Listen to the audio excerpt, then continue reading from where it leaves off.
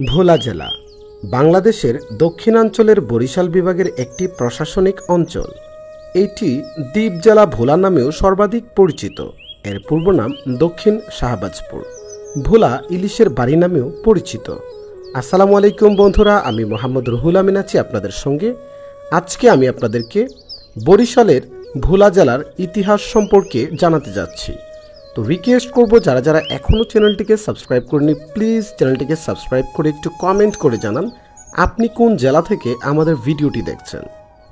আজকে আমরা জানতে চলেছি ভোলার নামকরণের ইতিহাস, অবস্থান ও আয়তন, শিক্ষা ব্যবস্থা, প্রশাসনিক এলাকাসমূহ, জনসংখ্যার উপাত্ত, যোগাযোগ ব্যবস্থা, চিত্তাকর্ষণ, চিকিৎসা ব্যবস্থা, উল্লেখযোগ্য ব্যক্তিত্ব, আরও অনেক কিছুই।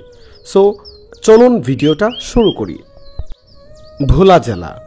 ভোলা জেলার পূর্ব নাম দক্ষিণ শাহবাজপুর। জেসি জ্যাক তার বাকেরগঞ্জ গেজেটিয়ারে বলেছেন যে দ্বীপটি 1235 সালে তৈরি হওয়া শুরু হয়েছিল এবং এই এলাকায় চাষাবাদ শুরু হয়েছিল 1300 সালে। 1500 সালে পর্তুগিজ এবং মগ জলদস্যুরা এই দ্বীপে তাদের ঘাঁটি স্থাপন করে। শাহবাজপুরের দক্ষিণাঞ্চলেও আরাকান মগ জলদস্যুরা তাদের ঘাঁটি স্থাপন করে। শাহবাজপুর 1822 সাল পর্যন্ত বাকেরগঞ্জ জেলার বর্তমান বরিশালের একটি অংশ ছিল।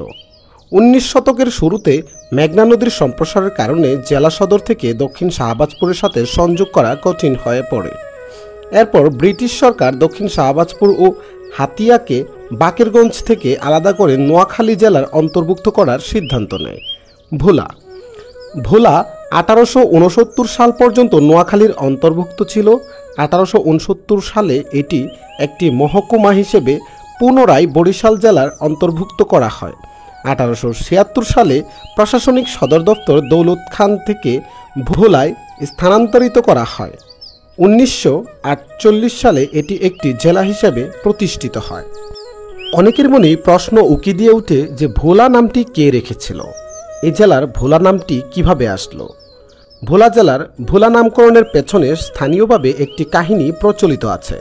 ভোলা শহরের মধ্য দিয়ে বয়ে যাওয়া বেতুয়া নামক খালটি এখনকার মতো অপ্রশস্ত ছিল না। একসময় এটা পরিচিত ছিল বেতুয়া নদী নামে। খেয়া নৌকার সাহায্যে নদীতে পারাপার চলত।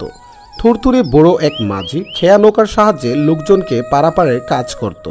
তার নাম ছিল ভোলা গাজী পাটনি, মতান্তরে ভোলানাথ বাবু। আজকের যোগীরঘুলের কাছেই তার আস্তানা ছিল। এই ভোলা গাজীর নাম অনুসারেই একসময় নামকরণ হয় ভোলা।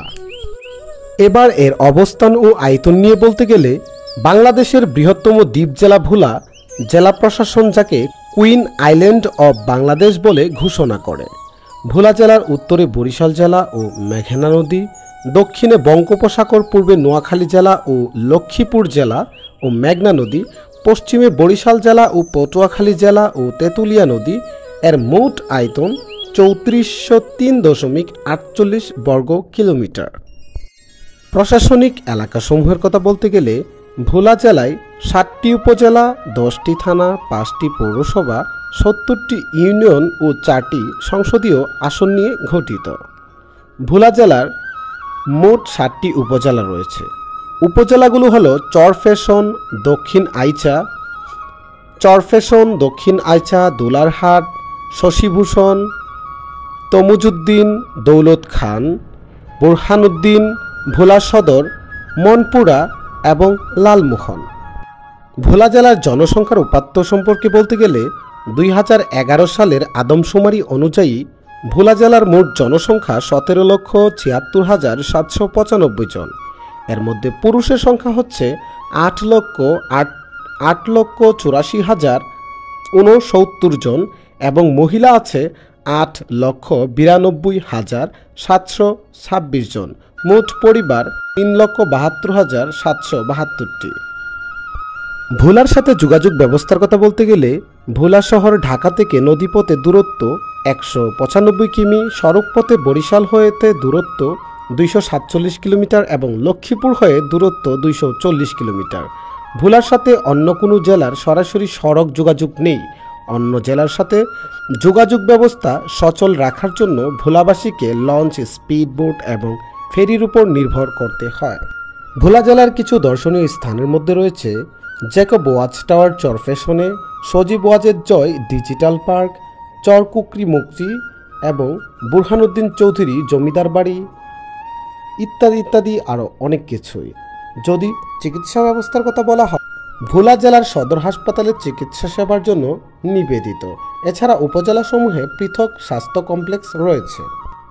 তো বন্ধুরা, বাংলাদেশের 64 মতান্তরে 68 জেলার আপনি কোন জেলায় বসবাস করছেন তা কিন্তু কমেন্ট করে জানাবেন।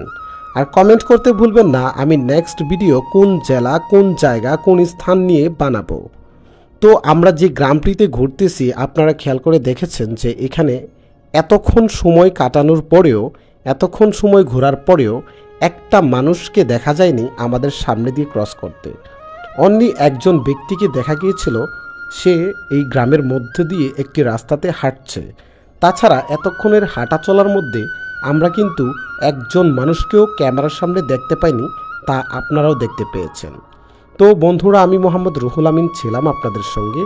আমি আসলে এই ধরনের ভ্রমণ টাইপের ভিডিও খুবই পছন্দ করি, নিজেও দেখতে পছন্দ করি এবং ভিডিও বানাতেও পছন্দ করি।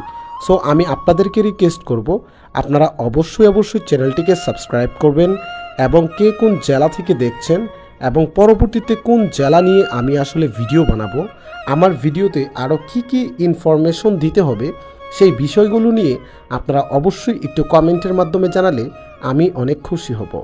এবং আমি যেহেতু ইউটিউবে এই সাইটটাতে নতুন এসেছি, সো আমার অনেক ভুলভ্রান্তি হতে পারে। সেই বিষয়গুলো আপনারা যারা আমার ভিউয়ার্স আছেন, সম্মানের সাথে আপনারা আমার ফ্যামিলি মেম্বার, সো আমাকে ফ্যামিলির একজন মানুষ মনে করে কোনো ভুল হলে সেটি ক্ষমা করবেন। আমরা এই গ্রামে দেখতে পেয়েছি প্রাকৃতিক সৌন্দর্যে ভরপুর একটি গ্রাম। যদিও নদীপথে আসতে হয় এখানে, তবুও আমি বলবো যদি সম্ভব হয় বাংলাদেশের 64 জেলার মধ্য থেকে ভোলা জেলাটিও আপনি ঘুরে আসতে পারেন। কারণ ভোলা জেলা মানুষ যেরকমটা বলে এরকম কিন্তু নয়। বরিশালের নামটি শুনলেই অনেকে হয়তোবা অনেক ধরনের কমেন্ট করে, তবে আমি বলবো অপরূপ সৌন্দর্য দিয়ে ভরপুর বরিশাল ভোলা, যেগুলো নদীমাতৃক দেশ, তা কিন্তু আসলে অনেক সুন্দর হয়ে থাকে। পূর্ববর্তী আমি আমার এই চ্যানেলে বান্দরবন ট্যুরের ভিডিও আপলোড করেছি এবং ঢাকা মেট্রো রেলের ভিডিও দিয়েছি এবং আশুলিয়া এক্সপ্রেসওয়ের ভিডিও দিয়েছি। আপনারা সেই ভিডিওগুলো দেখবেন আশা করছি এবং আমাকে একটু সাপোর্ট করবেন। সকলকে অনেক ধন্যবাদ। পরিবার ফ্যামিলি নিয়ে আপনারা ভালো থাকুন। দেখা হবে ইনশাআল্লাহ আরও একটি নতুন ভিডিওতে। সেই পর্যন্ত ভালো থাকুন।